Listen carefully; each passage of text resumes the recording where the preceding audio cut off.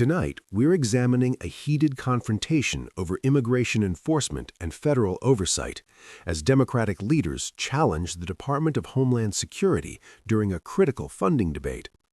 At the center are allegations of overreach by ICE and CBP, constitutional concerns, and sharp political language from senior lawmakers, including Senate Majority Leader Chuck Schumer. What's at stake here isn't just funding, but how federal authority is exercised and constrained. Dramatic changes are necessary at the Department of Homeland Security with respect to its enforcement activities so that ICE and other agencies are conducting themselves like every other law enforcement agency in the country. Not in so many instances in a rogue or lawless manner. There are several demands that we will articulate on behalf of the American people, which of course include but are not limited to mandatory body cameras, judicial warrants, which in our view should be required before everyday Americans are ripped out of their homes or snatched out of cars violently. The Fourth Amendment is not an inconvenience. It is a requirement embedded in our Constitution that everyone should follow. Certainly, I think there's agreement that no masks should be deployed in an arbitrary and capricious fashion, as has been the case, horrifying the American people.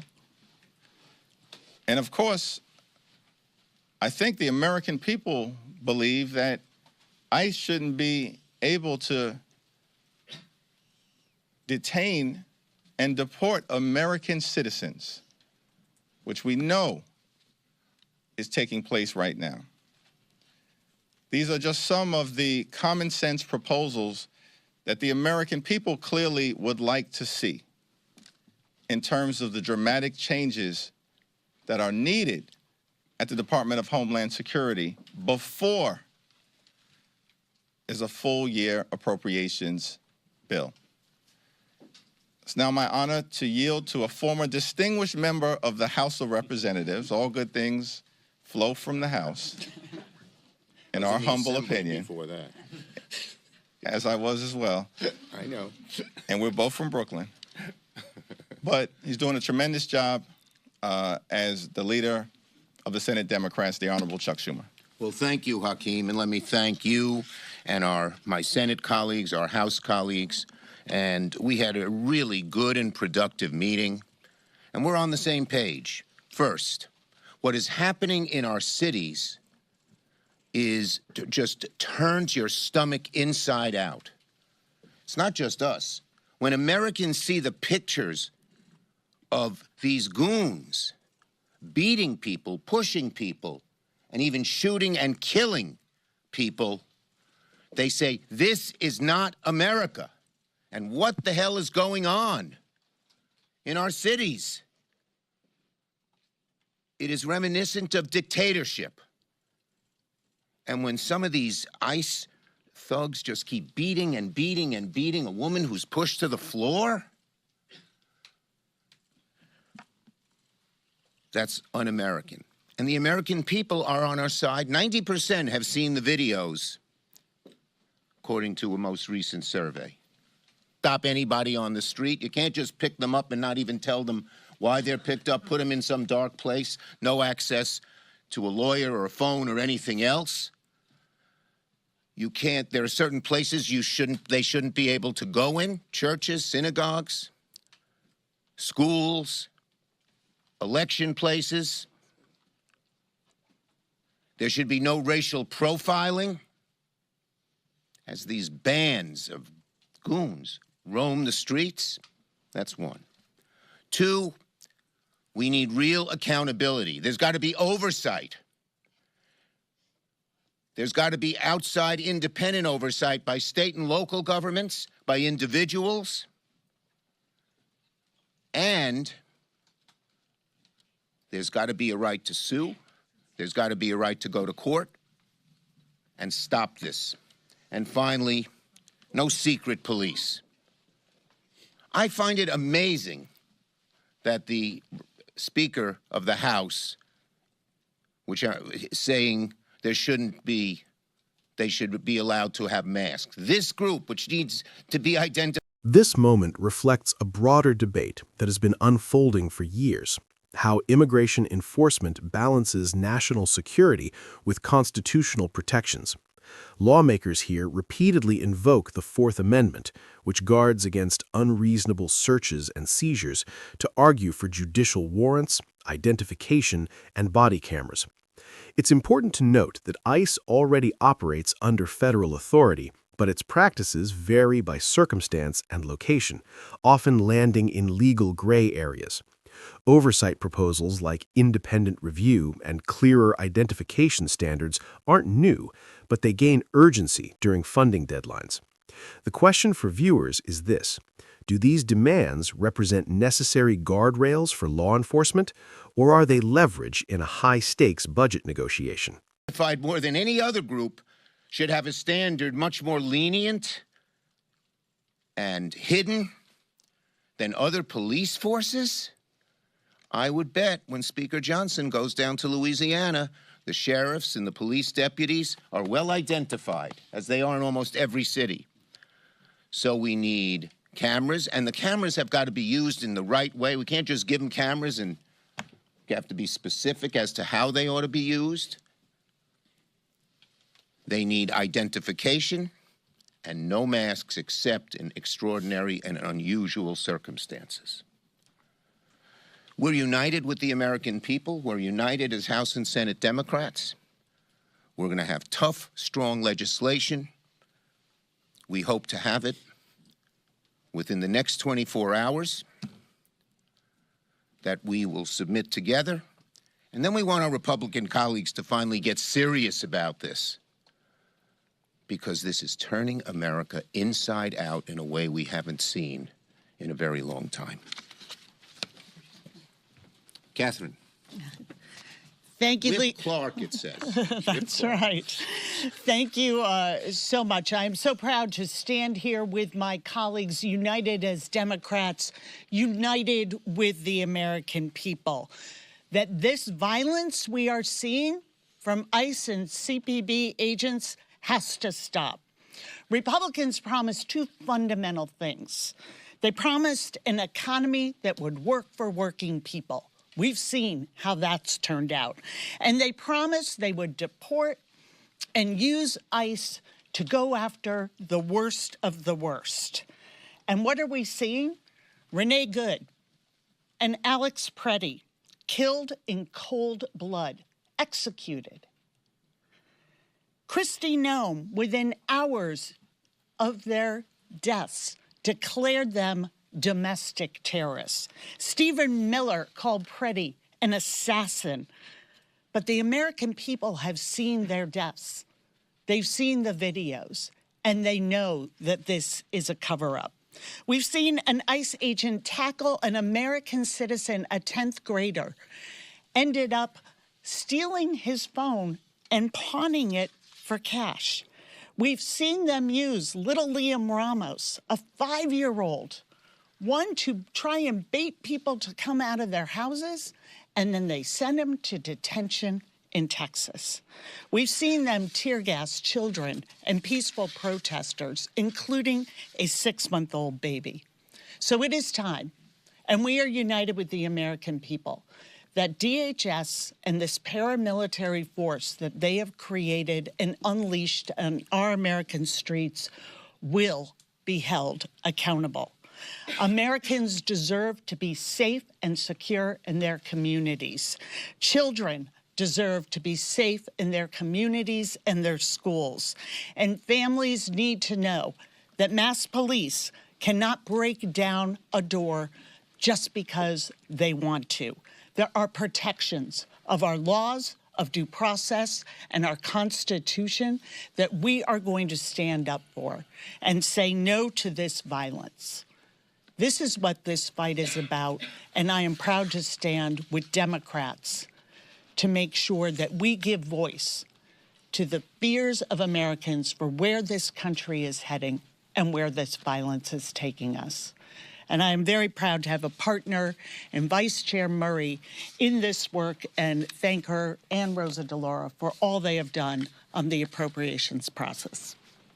Well, thank you very much. And Mr. Speaker, I did not come from Brooklyn, nor did I come from the House, but I did come here as a mom in tennis shoes who today is very angry about what is happening to families in my community and across the country.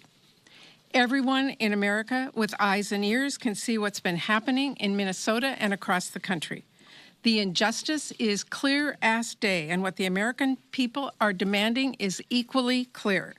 Law enforcement cannot be lawless, but that's exactly what we have been seeing from ICE and from CBP. We have seen people that have done nothing wrong get abducted by masked agents with no warrant and shipped across the country. We have seen peaceful protesters and observers get tear gassed, tackled, detained, and even killed in cold blood. And we've seen the Trump administration responses grow more unhinged and infuriating by the day. The lies have become completely detached from reality. Enough. We are not going to fund a rogue department with its unchecked agents and officers. We are going to have accountability at DHS, or there will not be Democratic votes to fund a lawless agency. If Republicans refuse to make the changes the American people are demanding, they are forcing a Republican shutdown of DHS. The chaos, the brutality, all of it happened at the explicit direction of this president and a Republican Congress that wrote him a blank check. If Republicans want Democratic votes to fix that, then they need to understand that half measures won't cut it. What Democrats are demanding is reasonable and it is necessary. End the roving patrols. Hold federal agents accountable and hold them to the same standards as local law enforcement on basic things like use of force. Get masks off, get body cameras on, and ensure proper identification. Democrats are at the table. We are focused on getting a bill, but it has to be a bill that reins in the abuses that we are seeing by ICE and CBP. And I'll just say, Democrats, all of us, we are strongly support the mission of FEMA and the Coast Guard in this bill, but the American people are demanding guardrails to rein in ICE and Border Patrol, so that has to happen. Americans demanding accountability, we will settle for nothing less. Thank you. Thank you, Senator Murray. Thank you, Leader Schumer. Thank you, Whip Clark. Thank you to all of my colleagues in the House and the Senate for their incredible leadership and forcefulness. Questions? Leader Jeffries, Leader Hold on. Jeffries, can I just get a level set here before we start these negotiations from Senator Schumer on why Leader Jeffries wasn't initially included in these negotiations, and if you're committed now to moving forward, being at the table together? The House and Senate are completely and totally on the same page in terms of Democrats, as we've outlined. Leader Schumer and I had a close, positive conversation yesterday about the path forward. We've remained in close contact over the last several days, as we will continue to do. And what you see here is a representation of the entirety of the House Democratic Caucus and the Senate Democratic Caucus, united in reining in an agency, ICE, that's out of control, and a Trump administration that is actually unleashing state-sponsored violence on the American people and on law-abiding immigrant families. That's completely and totally unacceptable, it's unconscionable, and it's un-American. And so Democrats are united in pushing back in the ways that have been articulated. Thanks. Second row. I was going to ask, what is the next steps? Are you going to have meetings scheduled with the White House? Who are you negotiating on the other side? We talked to Thune, he said you're talking to Trump. Other people say you're going to talk to Thune. Let me yield to Senator Schumer. Look, the bottom line is we're ready to sit down and negotiate but it's got to be strong, it's got to be tough, it's got to rein in ICE in very serious ways and end the violence. And we hope our Republican colleagues will meet us on that. We haven't, Leader Thune designated the senator from Alabama, but she's got to represent the Republican caucus. And we need the White House on board. We need the Senate Republicans. We need the House Republicans on board. And if they're not serious and they don't put in real reform, they shouldn't expect our votes. Plain and simple. Hold on a second. Morning. Yeah, the Speaker's already rejected two of your demands, judicial warrants and removing face masks. So if that's still his position, will you vote to shut the government down, shut the Department of Homeland Security down if he stays to that position? Mike Johnson and John Thune rejected the notion that the 6 appropriations bills should be divided. They rejected that notion. And I'm thankful for what Leader Schumer and Senate Democrats did, which is to draw a line in the sand and say, no, it's not going to go down that way.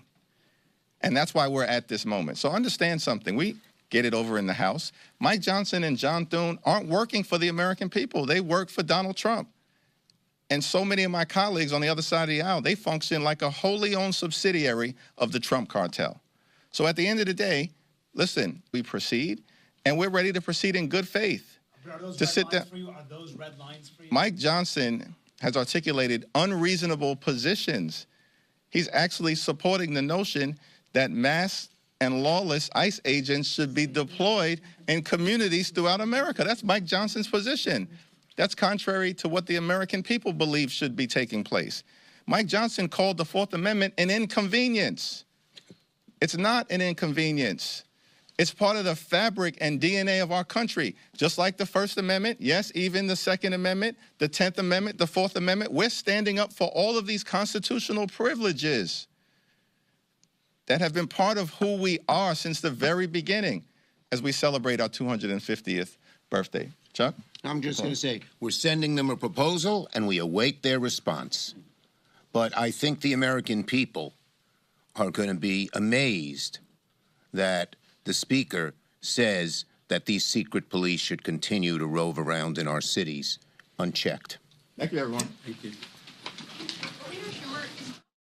All right, so there you go. Democratic lawmakers are talking ahead of the DHS funding debate bill that was signed into law by President Trump yesterday. So the partial government shutdown has now ended, but separate from that is the DHS funding. So as we are taking a live look at the event that is set to get underway with Secretary Noem as she is talking about border security and an update on the border wall there in Arizona. We did just hear a little bit more information from the Democrats as they are digging in their heels talking about DHS funding. So President Trump and both the House and the Senate will have to be discussing how to fund the Department of Homeland Security. That is going to be an ongoing conversation as we're continuing to take a live look here at the border. This exchange underscores how immigration enforcement has become inseparable from budget politics and constitutional debate. Democrats are signaling the DHS funding will be conditional on reforms, while Republicans and the White House face pressure to respond amid intense public scrutiny. Beyond the rhetoric, the outcome will shape how agencies like ICE and CBP operate and how much oversight Congress is willing to enforce. As viewers, separating documented policy from political framing is essential. What do you think? Are these demands about accountability or brinkmanship during negotiations? Share your perspective below, and if you value calm, fact-based analysis of the stories shaping U.S. governance, don't forget to like, comment, and subscribe.